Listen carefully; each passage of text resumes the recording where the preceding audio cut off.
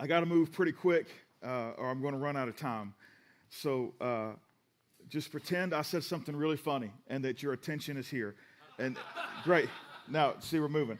So now I'm going to get to a summary, and then we're going to move into actual things. So we skipped the funny part. Not a lot of funny today.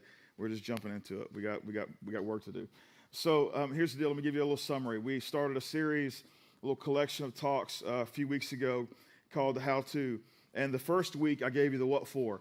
And so we said, hey, here's the deal. Jesus made a decision when it was time for the church to kind of get launched and be given birth to. Jesus made a decision, hey, I'm going to make sure I give you the what for before you leave. And I want to give you your mission. I want to tell you the what for it's all about. And he said, I want you to go make more followers of Jesus. That's what he said. It was a great commission. Go make disciples. Disciples, just fancy way to say more followers of Jesus. And he said, that's what I want you to do. That's what I want your life to be about. This is the commission. This is where I want you to go do. And so we said, hey, if that's the mission, we want to pull that off. How do we do that as a church? If we got the what for, we know what we're supposed to be doing, how do we actually pull that off? So we looked at a really good description of a healthy church in the book of Acts last week, which was written by a guy named Luke, Dr. Luke. And he writes us down. He gives us really great description in Acts chapter 2, verse 42 through 47 of what it looked like when the church had to kind of wrap their mind around, we've been given this what for, we've been given this commission, this great commission to go make more followers of Jesus. So how are we going to pull that off? This is what they did. They had these catalytic gatherings where they would gather together. They devoted themselves to the apostles' teaching, to the fellowship, to the connectedness, to the breaking of bread, to communion, and to prayer. And from that was a catalyst for them to go live their lives in a very specific way, one that reflected the way Jesus wanted them to do that. And so that was one way. They entered into really tight relationships with the people that they were in these little circles with.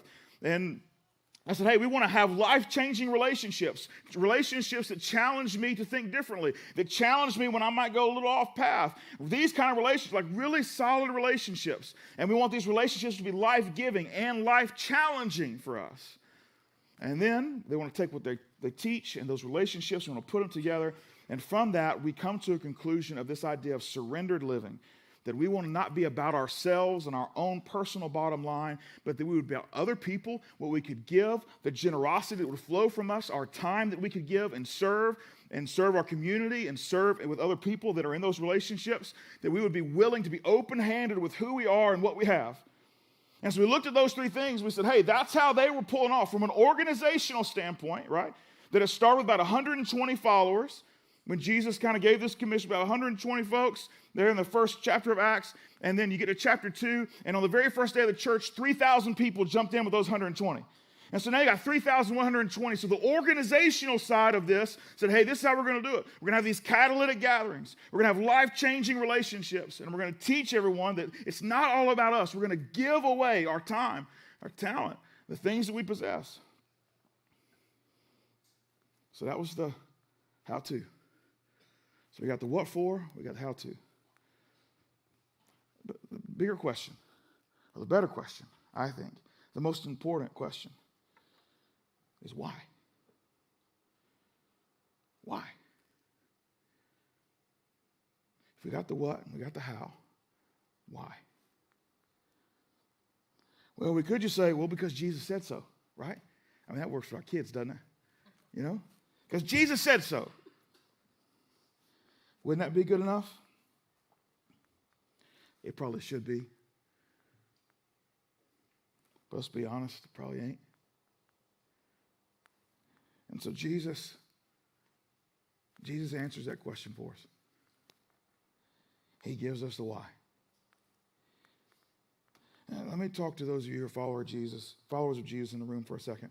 Let me ask you a series of questions just for a second. If you're new to faith or new to Jesus, just kind of sit and watch the uncomfortableness that's going to build in the room. It's going to be great. It's just good people watching. So here we go. If you're a follower of Jesus, first question is for you. When you think about people that do not believe or behave in a way that lines up with your personal beliefs and values, what do you think about them? When you think about people who do not believe or behave in a way that lines up with your personal beliefs and values, what do you think about them? Now, I want everyone to kind of zero in and think about one person. You probably already have done it. You've jumped to a person you work with, a person in your family, or just a friend in your neighborhood or whatever, and immediately you're like, yeah, their beliefs and their faith and their values do not line up with me. You've got a name, you got a face, you got a name. It's in your brain right now. And as you're thinking about the person, what do you think about that? Now, don't let it be rhetorical. It is rhetorical. Let's not shout it out right now. But hopefully you're answering this question inside. What do you actually think about that particular issue? Does their relationship with Jesus ever cross your mind? Or the lack of? Third question. When you think about their lack of faith, or lack of connection to faith, lack of connection to Jesus, does your heart ache for them a bit? Just like a teeny weeny bit? Or is the thought, to each their own? To each their own. I mean, they're grown, they're adult, they're grown. So that's up to them. That's their choice. That's their decision, right? Not my responsibility. You see, there's got to be a tension that exists with what you have faith that is true and believed to be true, and the reality of that particular person in your life, their disconnection from that faith. There has to be a tension if the faith is legit. So let's think about it for a second. As followers of Jesus, we not only believe that Jesus impacts our life now, we also believe that Jesus impacts our life after we pass away. That we believe in an eternal life, right? And so as we're thinking through that process and we realize that this eternal life that we have access to by way of Jesus, that someone who's disconnected from Jesus doesn't have that pathway to get to that particular piece of eternal life. That access is blocked. Jesus is the way. He's the truth. He's the life. He's the only one. The only way to get to the Father is through Jesus, right? And so if that's truth about what we believe, and we have people in our lives that are disconnected from that, and we realize that there's no connection with Jesus, yet we believe that that's true about not only life now, but life hereafter, and there's no tension, do we really believe that? Or is there just a little bit of a callousness that's built up around our heart just a bit? Or it's like, I get it. If I really embrace that piece of my faith and I look at someone that I care about or I work with often or I have a relationship and they're disconnected from Jesus, then it's just to each their own. It's just, I don't lose sleep about it. There is no aching. Maybe it's just a little callous. Should there be tension there? Is it appropriate? If it is, how should you manage it? What should you do about it? Or maybe there's no tension at all because they just need to learn and figure it out on their own. Well, Jesus tells us 3 stories to help us manage this tension and understand this tension that either maybe exists or should exist or what to do with it. I want to read you the first one. It's in Dr. Luke's book, chapter 15. We'll start with verse 3. It says this, "Then Jesus told them this parable. Suppose one of you has 100 sheep and loses one of them. Doesn't he leave the 99 in the open country and go after the lost sheep until he finds it? And when he finds it, he joyfully puts it on his shoulders and goes home. Then he calls his friends and neighbors together and says, 'Rejoice with me, I have found my lost sheep.' I tell you, that in the same way there will be more rejoicing in heaven over one sinner who repents than over 99 righteous persons who do not need to repent." So he tells a story. He says, I'm going to start off, Jesus tells this parable. A parable is just a story in terms we understand to help us understand even more the way that the Son of God would approach life if we wanted to be like him. And so he has this thought that's very divine, this godlike thought about the way the way he would reach out and interact with other people. And he says, hey, I want to give this thought to you. And so to help you understand it, I'm going to use language and words and example and a story that resonates with you so that if you choose to be like me and follow me, that it resonates, it makes sense in your context. So he tells a story. He says, hey, there's a guy, he's got 100 sheep, and one goes missing. And then he asks this really great question. He asks this really great question in verse 4. Doesn't he leave the 99 in the open country and go after the lost sheep until he finds it? Like, that's a great question.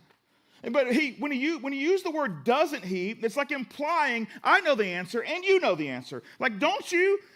Doesn't he leave the 99 and go find the lost sheep?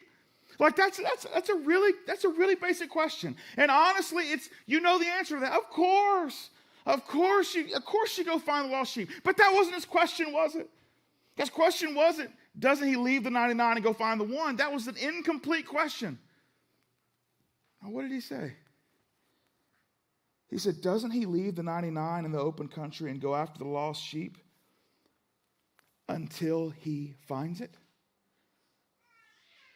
Until he finds it. What if it takes him a long time to find it? Like I was with you. I was tracking with you, Jesus, when you said, hey, there's a lost sheep in the woods. You should go find it. Do you know why I was tracking with Jesus? Because I play golf and I hit the ball in the woods a lot. You know? I mean, when I get to play golf and I put the ball on the tee, about 3 times out of every 18, I hit the ball so far and so straight. I mean, the trees begin to bow at how far I've hit this ball. They're like, this is incredible. The other, 12.5 times that I got a par 4, I'm in the woods. Like, it just is what it is. I'm just crushing trees as the ball is hitting and bouncing around in there. And so I got to go look for the ball a lot. And so as I go into the woods, there's this clock that's in my head that says, okay, well, like if you play in a real golf match, they actually time you, but they're not doing that with a bunch of friends. And so I'm going out there now, the 6th or 7th time I've hit it into the woods. They're like, Clint, come on, just drop a ball. What's the point? You've hit it so far into the woods on the next thing, it's fine. And so I'm looking for the ball, but there's this clock inside my head. And as I'm sitting here thinking, I'm looking around. Sometimes I got a ball in my pocket and I'm tempted to sin and just cheat and drop that. I wouldn't do that though. But I'm sitting there looking around. The best thing to do is go into the woods without balls in your pocket. That way you eliminate the temptation. I learned that a long time ago, right? And so you're looking for the ball, but in your mind, you're like, they're waiting on me.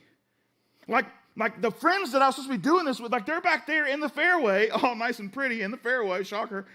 And I'm like over here in the woods. And of course, a couple of friends came with me at first, and they're looking, but they've now given up, and they're going back to the ball. And so in my mind, I'm like, I don't want to lose this. I don't want to lose this ball. But eventually, I got to keep playing.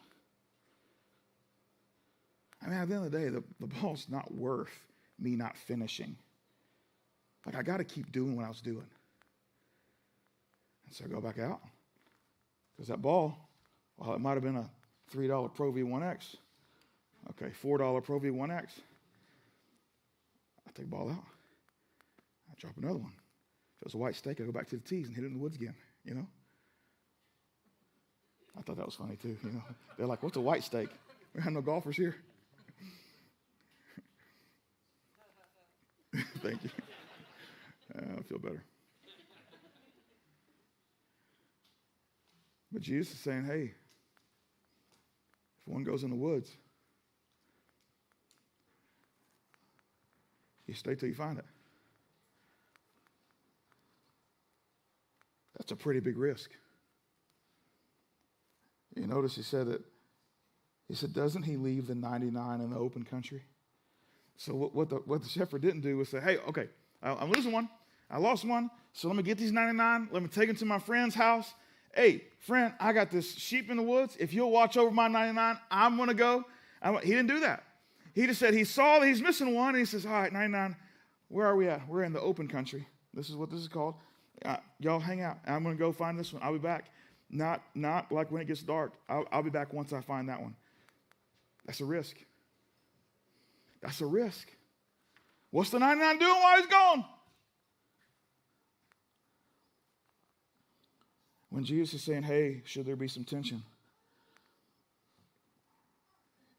I think the first thing we got to take away is this: the one is worth the risk. Now, I might be thinking, well, what do we risk? If the one's worth the risk, what are we risking? What are we risking? Well, the first one is we can invest and risk that there will be no return. Yeah, we take some time and we risk it, and we ended up finding the ball, but the truth is, ball that wouldn't be found, is not interested in playing. And she was like, hey, I'm not interested in that. Like, thanks, I appreciate you spend all the time. I appreciate this, but this is just not for me. I don't want to do what you think is, like, I don't believe what you believe. I don't have your faith. I don't want your faith. I'm not interested. And so we invest time, and there's no return on it. And that's a risk. We initiate and risk being rejected. We jump into someone's life. And it's not just that there's no return, it's just flat out no. Not only no, but no.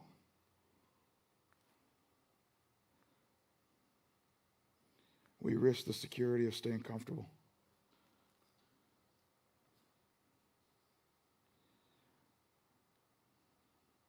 Because it's just easier. It's just easier to have that thought. To each their own. Or maybe that's not where we get hung up. Maybe if you're a follower of Jesus, maybe we get hung up with the end part where it says, hey, rejoice for me, for I found my lost sheep. I tell you, the same way there'll be more rejoicing in heaven over one sinner who repents than over 99 righteous persons who do not need to repent. And we're like, man, why don't we get a party? Why isn't a party for us? Why does the one get a party? Can't the 99 have a party? Why does the one get a party? First, that's very middle child of you, you know. But the truth is, you already had a party because at some point you were a one. And you might say, well, no, I grew up in church. I was born in church. I was born a Christian. No, you weren't. You might have been taken to church all your life, but at some point, you made a decision to own your faith.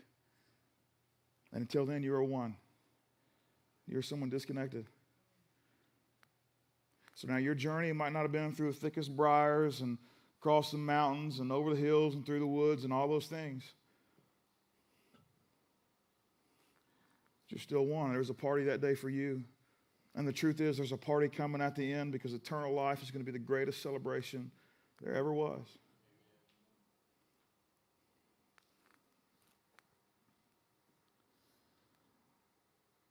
I love that Jesus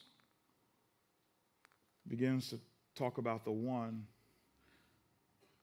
Now, I love it because a lot of times we get confused as church, and I mentioned this last week, that what we really want to do is just fill seats. But the one's never about filling seats. It's about filling heaven. And at the end of the day, it's not about, hey, how many people can we gather together at one time? No, it's about the one single person that's standing in front of you or sitting in front of you or sitting next to you. It's about the one. It's not about the masses of everyone. It's about the one person. Remember the face that you said, the name that came to your mind at the beginning? It's about the one. It's about the one. It's not about church growth. It's about their faith and their decision. It's about the one. And the one's worth the risk. But Jesus knew we'd have a little trouble with this, and so he decided to tell a second story. I like he starts with or. He says in Luke 15:8, he says, or, suppose a woman has 10 silver coins and loses one. Doesn't she light a lamp, sweep the house, search carefully until she finds it? And when she finds it, she calls her friend and neighbors together and says, rejoice with me, I found my lost coin. In the same way, I tell you, there will be rejoicing in the presence of the angels of God over one sinner who repents. Now, I'm picturing this house, this mud brick type house, and this dirt floor, and it's a little dirty, and it's not like, hey, there's not electricity running for this lady to find it, right? We're talking about first century, little get up, so she got a light of lantern, and obviously she's lost the coin, she thinks, in the house. So she must have seen it in the house, last time she saw it was in the house. Okay, well, it's got to be in the house somewhere. And so she begins to look for it. Well, when there's a lot of just open windows and dirt floor, like it's not just a fancy place. And when dust kind of gets on stuff, you put a little coin on the ground and let a quarter sit like in the corner for a little bit, and you'll see it kind of gets a little film on it, you know what I'm saying? And we got decently clean floors in our houses now. We got vacuums and little motorized robots to go around and suck up things like dog poop. Let that happen and just see how it goes, But we got those things to take care of the floor, so it's not too bad. It's not too bad. But so she's thinking, oh, man, goodness, this coin is here somewhere. And so she's sweeping the house. She got this dirt floor. There's dust everywhere. She's got this lantern. It's like the fog happening in her house. She's looking for this coin.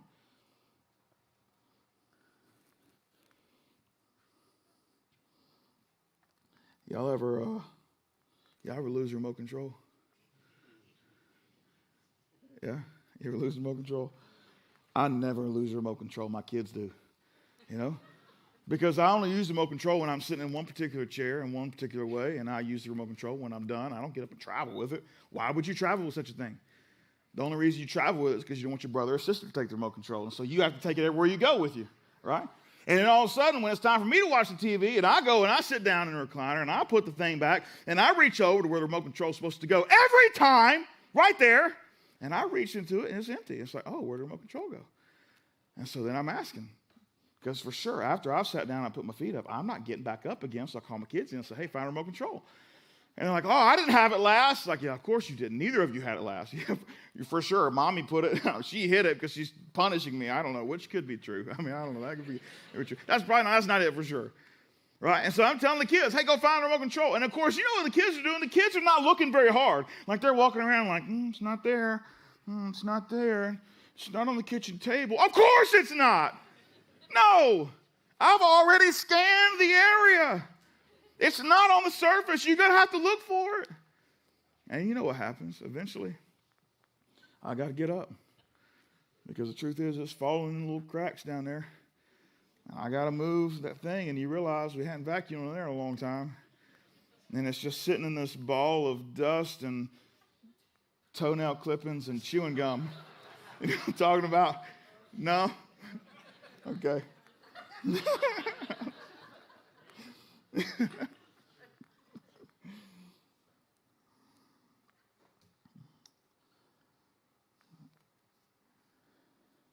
The truth is that Jesus is trying to tell us that one's worth the risk. And that we should get dirty for the one. And I'll be asking, well, how do you get dirty for the one? We engage them where they are. We go to where they are. We don't just say, hey, if you want to know about Jesus, you want to know my faith, why don't you come with me to church? That's not a bad idea to invite somebody to church. That's a great thing. But if you think church is the answer, we missed it. Not only that, we invite them into our lives with the mess that they come with. Because the truth is, we got a mess of our own. It's just, we figure out a way to tidy up a little bit for people to come over. You know? We say, hey, come on. You ever been in somebody's house and they make you take your shoes off before you go inside? You know, now this might be offensive, but it just is what it is. You're going to figure it out. It's fine. You know what I'm talking about? Like before you get in, it doesn't matter if you could have gotten your shoes out of a fresh box that you just picked up at the shoe store, put them on the welcome mat. And so they have never touched the ground before. And then when you get ready to walk in, like, you better take them shoes off. These shoes are cleaner than my socks, I promise. You know what I'm saying? Like, it don't matter. It don't matter. It don't matter. So I'm just saying, the type of person I am, if I happen to come to your house and you're like, hey, will you please take your shoes off? Just know, immediately in my mind, it's like, I'm about to mess something up. I'm about to mess something up. Like, I'm going to take my shoes off, but I'm just now worried. I'm worried where I'm going to sit. I'm worried that I got oil on my hand, like grease or something. I hadn't washed my hair in 6 days. Do I put my head on the couch? Is it going to leave a spot? I don't know. I'm just not sure. You know what I'm saying? I'm just not sure.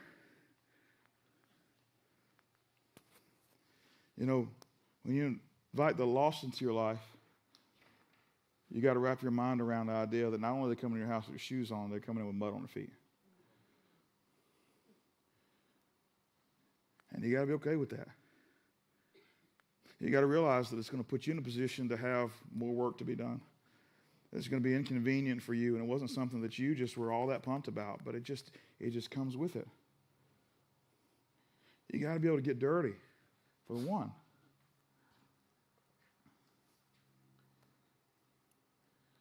Jesus tells a third story.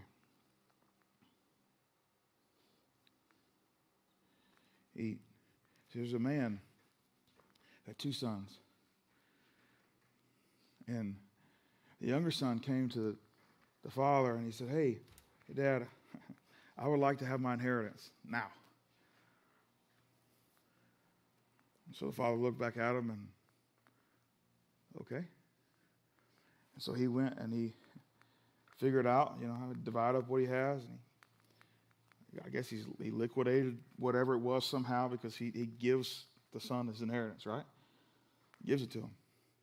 And so he takes it, and the son also saying, hey, I not only this, I want to stay here. I actually want to go off. I want to figure out who I am. I want to live my life. And so he went to another country far away off.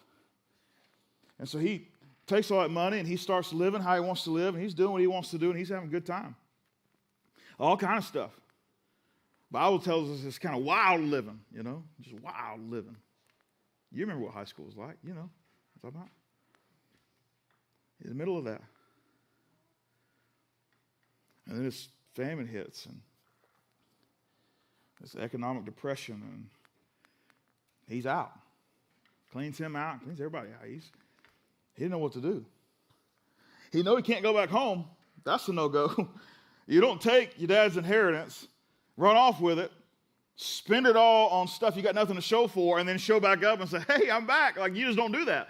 And so he starts processing. He's like, I'm out of money. I got nothing. I got nowhere to go. I got nowhere to place to stay. I got nothing to eat. And so he's like, okay, well, I'm going to find a farm, and I'm going to work on a farm. And I'm going to tell them, hey, at the end of the day, the truth is, I'll just eat what the pigs are eating. That's what I'll do. And then I'll be provided for. So that's what he starts doing. He starts hanging out at this farm. And he's a farmhand. He's eating what the pigs are eating. And one day he just comes to himself. He's like, man, this is awful.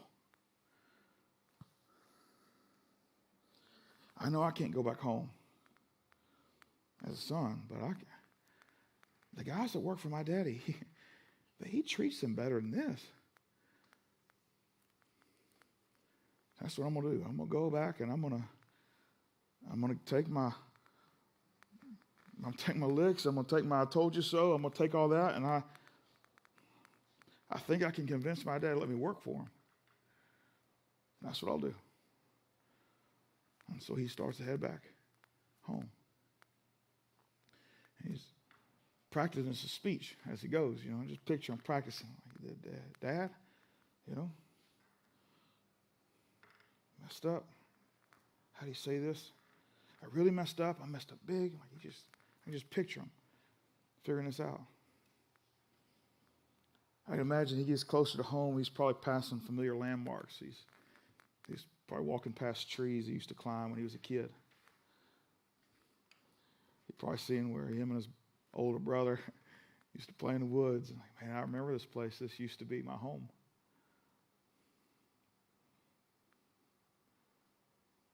I had a great life here. No doubt at some point he gets to a place on the road where he begins to see the top of the house. And the Bible doesn't tell us what the house looks like or anything like that. That's the way it is. When you're walking somewhere, eventually you start to see the top of it first. That's what the horizon gives you. And the closer you get, the further down you go, He's walking that way. He looks up and he sees a guy. The guy starts running in his direction. He gets a little closer. He realizes his dad, and I can just imagine what's going through his mind. He's like, man, at least he's going to give it to me where ain't nobody around to hear it. That's a positive thing. So he's got his speech ready, and his dad gets there, and he starts the speech. He starts with a speech, and here it is, and the one line that really gets me. He looks at his dad. He looks at his dad, and he says, I'm not even worthy to be your son. I'm not worthy to be your son. He finishes his speech. And his dad's listening to the speech, but he's not listening to the speech. He's listening to it. The son's doing a good job, but he's not listening. He's waiting for his son to take a breath. And so his son's talking, and he finally gets to the place where he's done. And immediately there must have been the guys must have followed the dad out there at some point, because he begins barking orders at the guys that works for him. And so his son's sitting there, and he's like, all right, finish the speech. And he finishes speaking. I'm not even worried about your son. And then all of a sudden he just goes, hey, get the rope. Get the robe, get the ring, get some shoes, put him on his feet, kill that fat cow out back. We're having a party tonight. People start going. People start moving. Of course, the son is sitting there like, what?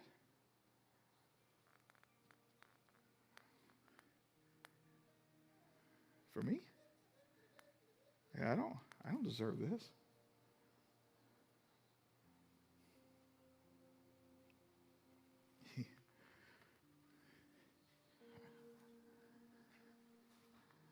There are so many people disconnected from faith, a one. And you know their primary defense is, I don't want to believe. It's not for me. But there are so many who use that as the talking point, but the truth is they just think that God's super upset with them. They can't possibly be worthy because of the things that they've done. And that God will look at them and say, get out of here. You don't belong here. You had your chance and you blew it.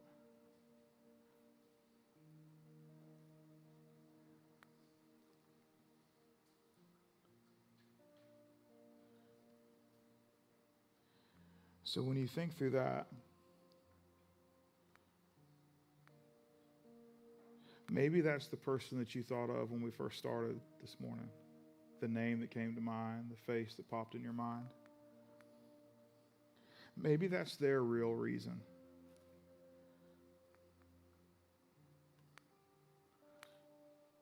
Does that convince you they're worth the risk?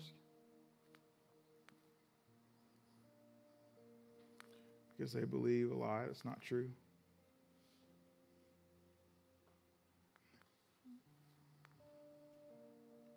You know, I don't know how many days, the Bible didn't tell us how many days from the time the sun went away and the sun returned.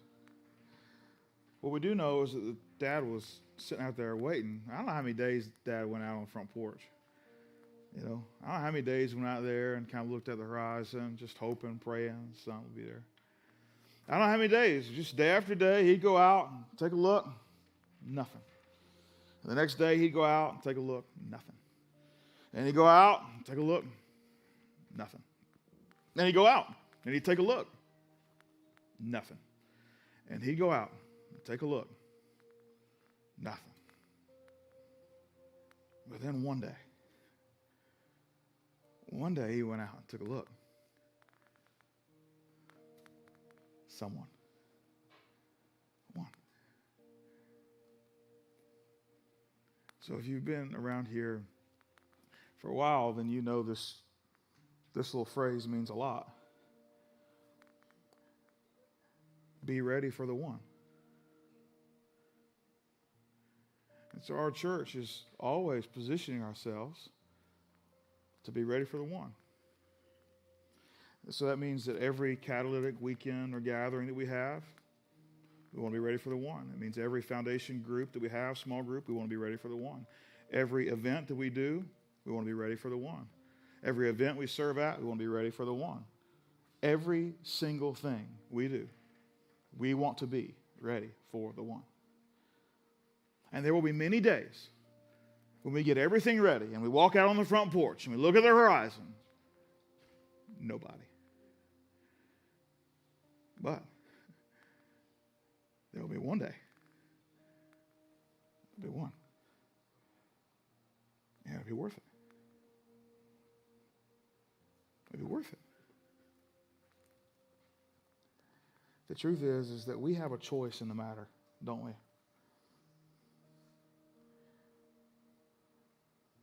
From an organization standpoint, all the things that we do every single time has an on-ramp for someone who's disconnected from faith. If you're new with us this morning, your on-ramp is really simple. There's a green tent outside. We've got a gift certificate to the Mad Mexican we want to give to you. We believe in shopping and eating locally, and we believe in healthy families, and we would love to kickstart a night out with you and your family or some of your friends. And our team and our staff and many people in this room spent time thinking through intentionally, preparing today for you. We always want to be ready for the one. So organizationally, we can do this. But the truth is, can you do this? So let me bring one small thing up real quick. Let's just talk for a second. If you're new with us this morning, the uncomfortability factor is about to go up just a little bit more. So I double-checked during music this morning. I walked to the back just to see. If you're a long-time person coming for Foundation, you might have noticed we've added about 30 or 40 chairs over the last 4 or 5 weeks. Not so much needed this morning because there's 2 days off of school. But weeks leading up to this, it's just been slammed in here. People haven't been staying on the back. You know what's always available? This front row. You know who's not going to sit on this front row? The one. And every time you choose to sit on the end of a row and don't scoot in, and you're the first person there, you know what that tells me and everyone else that walks in? That you haven't thought of the one either.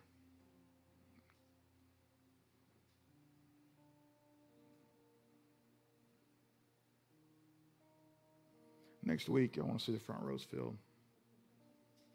I want to see the second row and the third and the fourth. Because I also watched a lady walk in with her daughter. They're sitting right back there. I can't see where y'all are at. And you could just see the uncomfortable look on their face because they had nowhere to sit. But there's 40 or 50 seats right up here. But their seats should have been had for them in the back.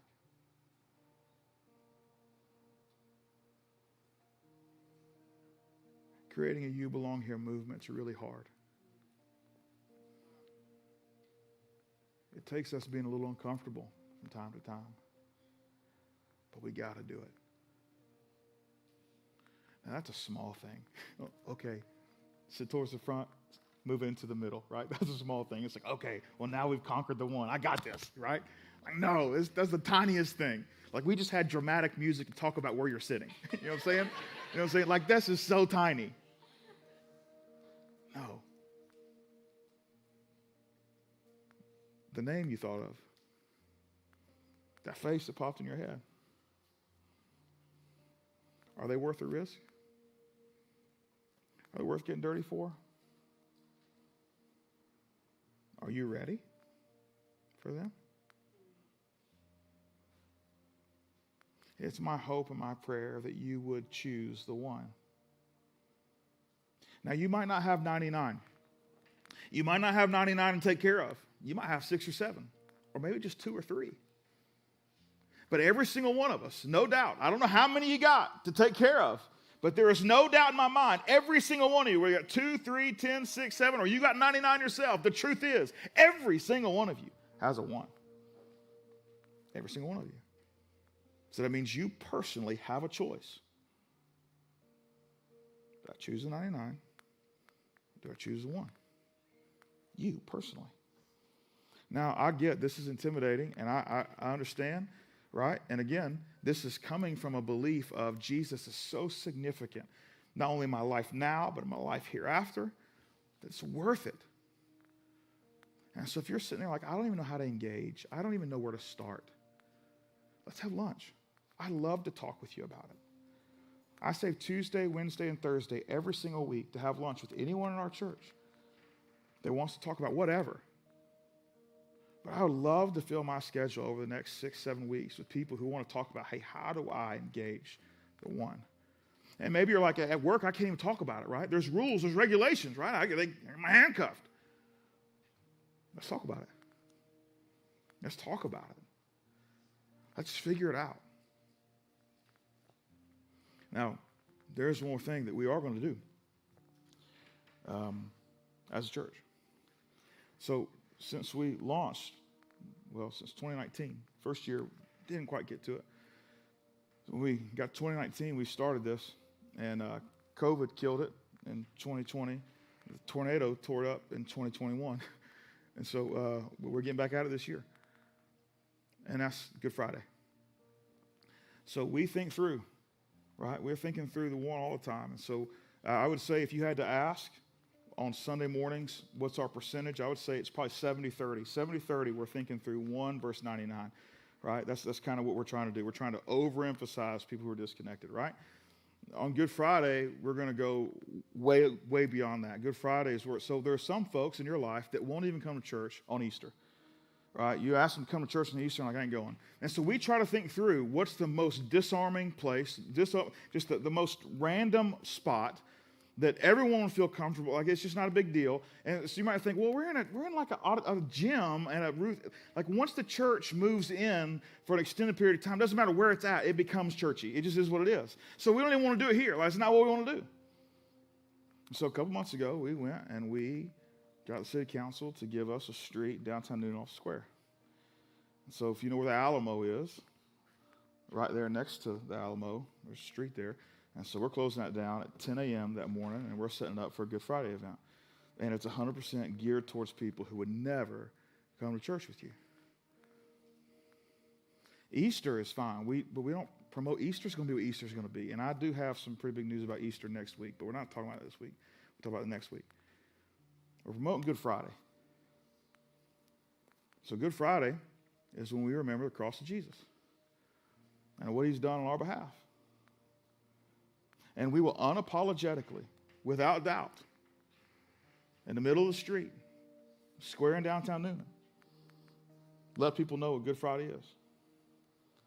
And for the folks that show up, we will unapologetically embrace and encourage them with the truth that it's a good day to give up on religion.